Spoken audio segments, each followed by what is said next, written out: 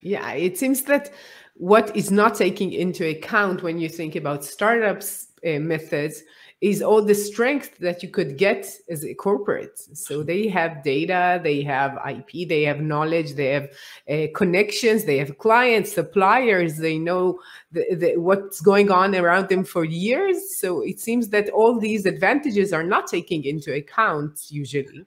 Super point, Adi. I mean, that's exactly why a corporate should launch a corporate startup as being basically the first cell of what should become a business. It's about leveraging these corporate assets, as I would quote the things that you all mentioned.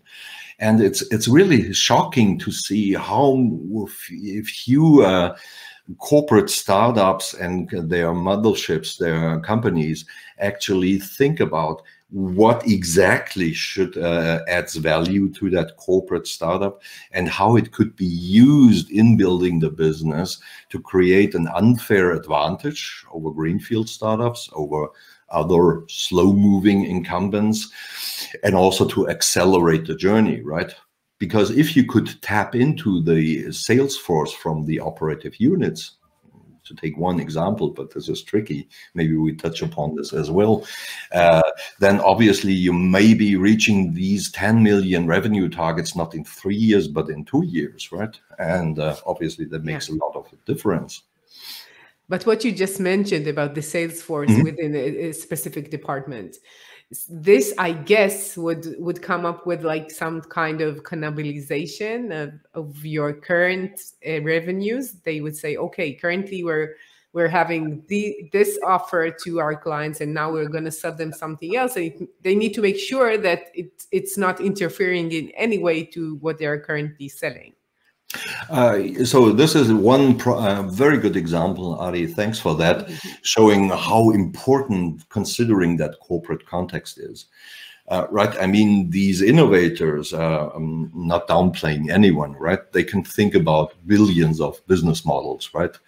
And then they run into the harsh reality that there are, for instance, cannibalization efforts.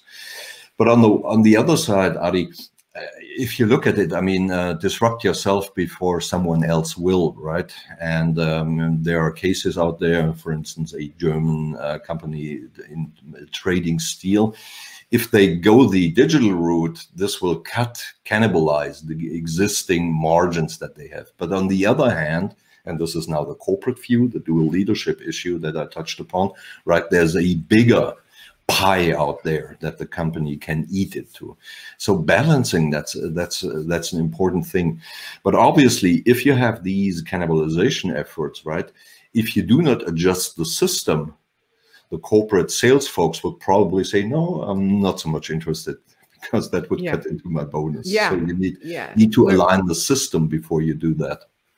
Yeah, and then incentivizing the people, Yes. Not only the sales, but the whole system, to Exactly. make sure that they're into it and they buy into the new idea. Yes, fully with you. It's